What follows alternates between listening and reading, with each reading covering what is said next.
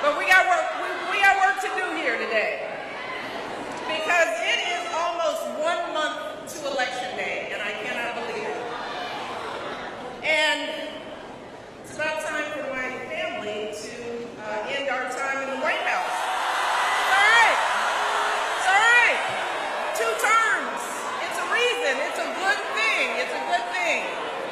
But I have to tell you, even though we've had a great time, this is a bittersweet time for me. I mean, because we're engaged in a time of great transition. For me, for Barack, for Malia, Sasha, even Bo and Sonny. I mean, what are they gonna do when we leave?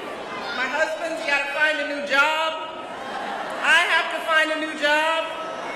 We've gotta move to a new home. We're gonna need to pack. We gotta pack up the old house, get it cleaned up so we can get our security deposit back.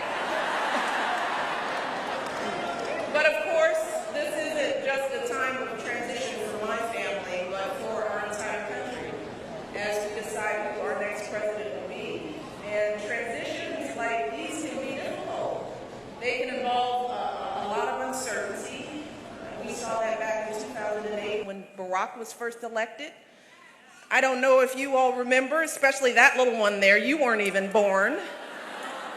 But back then, people had all kinds of questions about what kind of president Barack would be.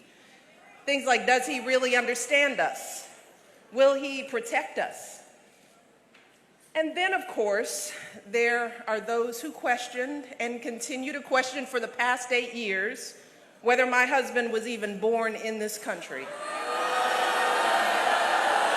And let me say, hurtful, deceitful questions deliberately designed to undermine his presidency, questions that cannot be blamed on others or swept under the rug by an insincere sentence uttered at a press conference. Let me take a moment.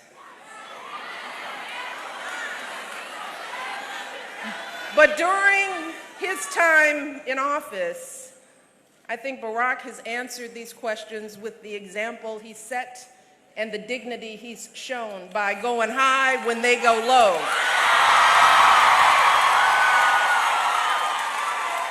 And he's answered those questions with the progress we've achieved together. Progress like health reform, passing health care, creating millions of jobs, slashing the unemployment rate, lifting millions of people out of poverty, expanding LGBT rights so marriage equality is now the law of the land.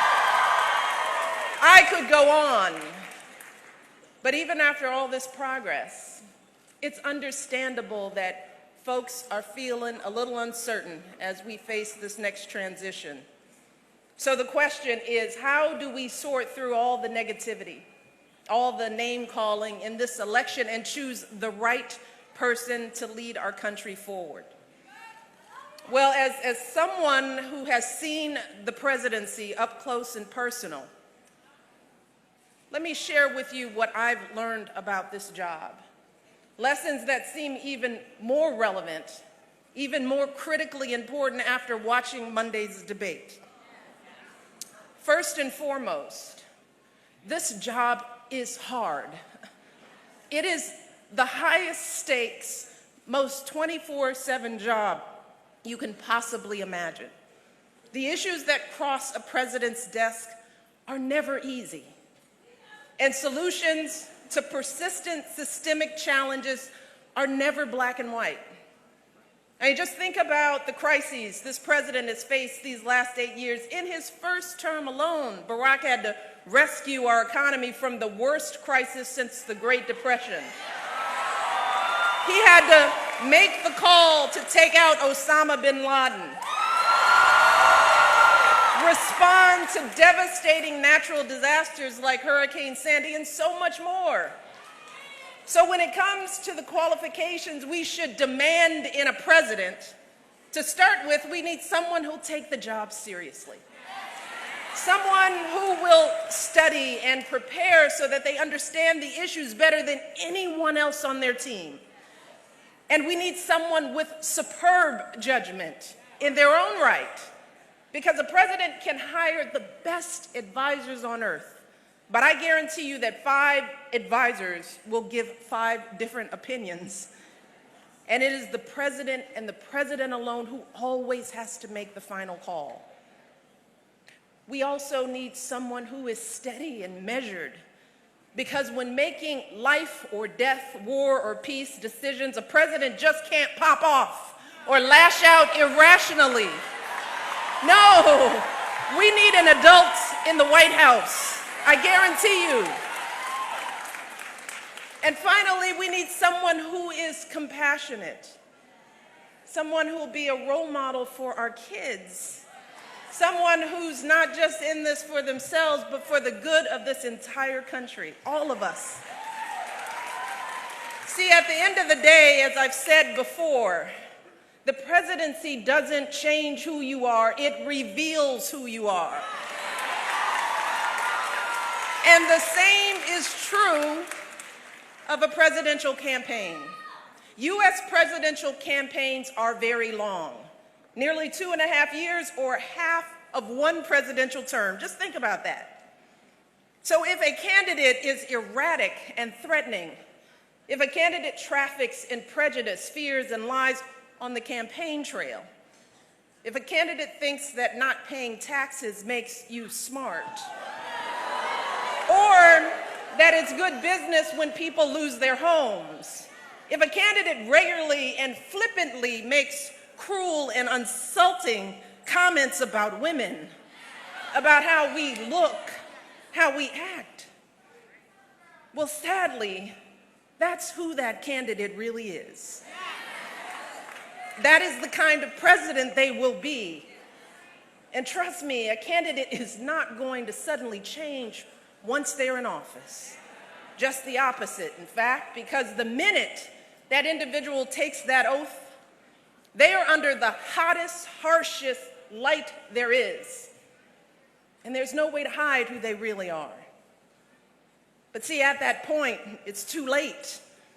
They are the leader of the world's largest economy, commander-in-chief of the most powerful military force on earth. With every word they utter, they can start wars, crash markets, fundamentally change the course of this planet.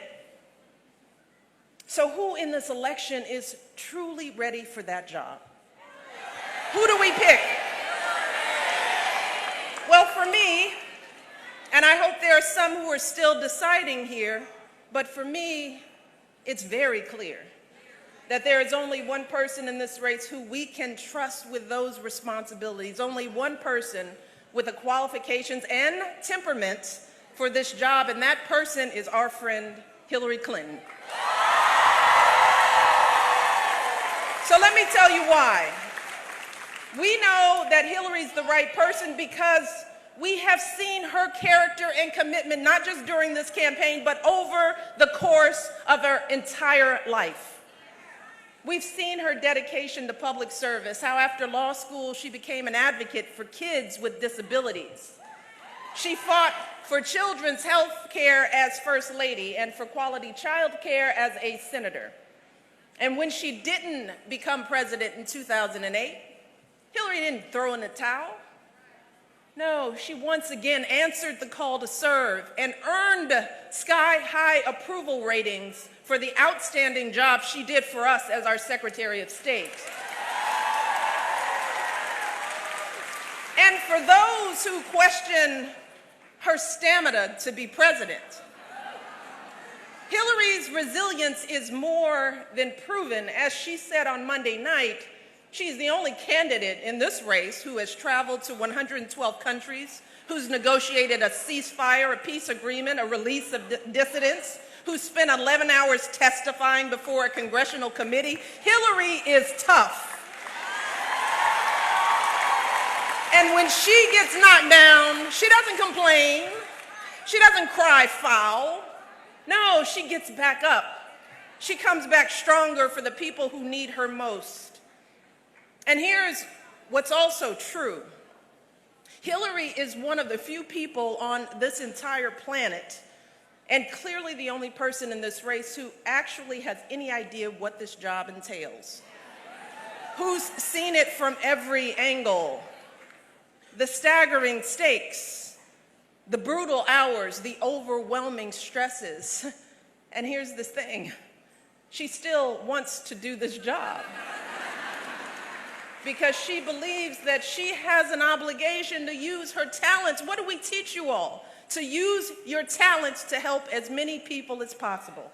That's why Hillary Clinton is running. See, now that's dedication. That's what love of country looks like.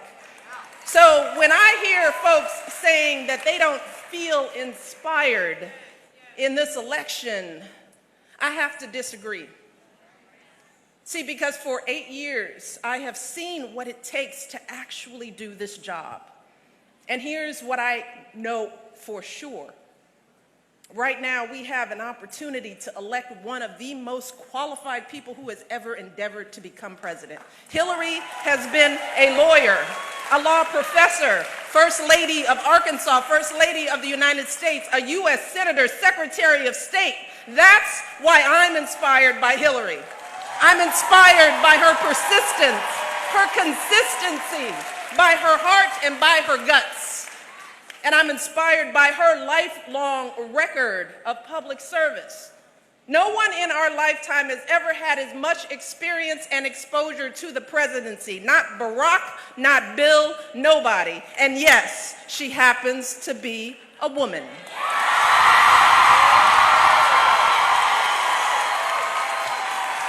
So trust me, Pennsylvania, experience matters.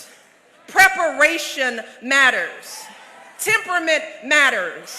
And Hillary Clinton has it all. She's the real deal. I have come to know her very well over the years. And I know that she is more than ready, more than able to be an outstanding president for all of us. So, we cannot afford to squander this opportunity, particularly given the alternative. Because we know that being president isn't anything like reality TV. It is not an apprenticeship. And it is not just about fiery speeches or insulting tweets. It's about whether someone can handle the awesome responsibility of leading this country. So as you prepare to make this decision, I urge you to ignore the chatter and the noise and ask yourselves which candidate really has the experience, the maturity, the temperament to handle this job. Which candidate's words and actions speak to the values we share, values like inclusion, opportunity, sacrifice for others. Because your answers to these questions on Election Day will determine who sits in the Oval Office after Barack Obama. And let's be clear, elections aren't just about who votes, but who doesn't vote. And that is especially true for young people like all of you. In fact, in 2012, voters under the age of 30, yay for you all, that is not me, you provided the margin of victory for Barack in 4 key battleground states: Florida, Ohio, Virginia, and right here in Pennsylvania. You all did it. But hear this. Without those votes, Barack would have lost those states. He would have lost the election, period, end of story. And for any of you who might be thinking that your one vote doesn't really matter, or that one person can't really make a difference, consider this. Back in 2012, Barack won Pennsylvania by about 300,000 votes, which sounds like a lot. But see, when you break that number down, the difference between winning and losing this state was only 17 votes per precinct. Take that in. 17 votes, that's how presidential elections are won and lost. On 5 votes, 17 votes per precinct. So the fact is that each of you here in this auditorium, in this special place, we're in a gym, right? Got confused. But each of you could swing an entire precinct and win this election for Hillary just by getting yourselves, your family, your classmates out to vote. That's all you have to do. That's it. You can do it. You have the power. But you could also help swing an entire precinct for Hillary's opponent with a protest vote or by staying home out of frustration. Because here's the truth. Either Hillary Clinton or her opponent will be elected president this year. And if you vote for someone other than Hillary, or if you don't vote at all, then you are helping to elect Hillary's opponent. And the stakes are far too high to take that chance. Too high. Remember, it's not about voting for the perfect candidate. There is no such person. In this election, it's about making a choice between two very different candidates with very different visions for our nation. So the question is, do you want Hillary Clinton to be your president, or do you want her opponent to be your president? That is the choice in this election. And if you choose Hillary, like I am and have and will, then we have to get to work. And it is not enough to come to a rally and post some selfies, and that's all cute and all that. My kids do that all the time. It's not enough to get angry and just speak out about the need for change. We all must take action to elect folks who will stand with us to make that change. That's your job. So we need you to get yourself and everyone you know registered to vote today. And we have volunteers here who will help you when this is all over. If you're feeling fired up, and even if you're not, go find them and get registered before you leave. And then we need you to roll up your sleeves, because voting is just part of it. We need you to make calls, knock on doors, get folks out to vote on election day. Again, you can sign up with one of the Hillary campaign folks who are here today. I want to see the numbers here go up when I leave. And as you start working your hearts out for Hillary, if you start to feel tired or discouraged by all the negativity in this election, if you just want to hide under the bed and come out when it's all over, I just want you to remember what's at stake, particularly for our young people. Because the choice you make on November 8th will determine whether you can afford your college tuition. It will determine whether you can keep your health care when you graduate.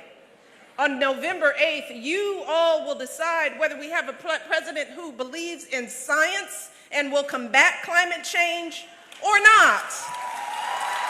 A president who will honor our proud history as a nation of immigrants or not. A president who thinks that women deserve the right to make our own choices about our health or not. That's just a taste of what's at stake. So we can't afford to be tired or turned off. Not now. Because while this might feel like a time of uncertainty and division, let me tell you all, I have never felt more hopeful about the future of this great nation. And it's because I know you all are young people. I feel that way because for the past 8 years, I've had the great honor of traveling from one end of this country to the other. I've met people from every conceivable background and walk of life. And time and again, I have seen proof of what Barack and I have always believed in our hearts, that we as Americans are fundamentally decent, good people, and we all truly want the same things. Time and again, Barack and I have met people who disagree with just about everything we have ever said, but who welcome us into their communities. Folks who are open-hearted and willing to listen respectfully. And while we might not change each other's minds, we always walk away reminded that we're not all that different. See, millions of folks in this country are working long hours to send their kids to college, just like my mom and dad did for me. They're helping to raise their grandkids, just like Barack's grandparents did for him. They're teaching their kids the exact same values that Barack and I are trying to teach our girls. that you work hard for what you want in life, that you don't take shortcuts, that you treat people with respect even if they don't look or think like you, that when someone is struggling, you don't turn away from them. You certainly don't take advantage of them. No, you imagine walking a mile in their shoes and you do what you can to help. That's what we're trying to teach our kids, because that's what we do in America. A country where a girl like me from the south side of Chicago, whose great-great-grandfather was a slave, can graduate from some of the finest universities on earth. We live in a country where a biracial kid from Hawaii who was the son of a single mother can become president. We live in a country that has always been a beacon for people who have come to our shores and poured their hopes and their prayers and their back-breaking hard work into making us who we are today. So let me tell you, especially our young people, don't let anyone ever take away your hope. Don't let them do it. That's what makes America great. And we deserve a president who can see those truths in us. A president who believes that each of us is part of the American story and we're always stronger together. A president who can bring out the best in us, our kindness, our decency, our courage, our determination, so that we can keep perfecting our union and passing those blessings of liberty down to our children. Hillary Clinton will be that president. And from now until November, I am going to be elected. We need you to close the door on this election, moving this country forward. So my question to you is, are you with me? Are we going to do this? We're going to need your help. We're going to need you fired up. This is on you. You all can make the difference. Can we make it happen? Thank you all. God bless.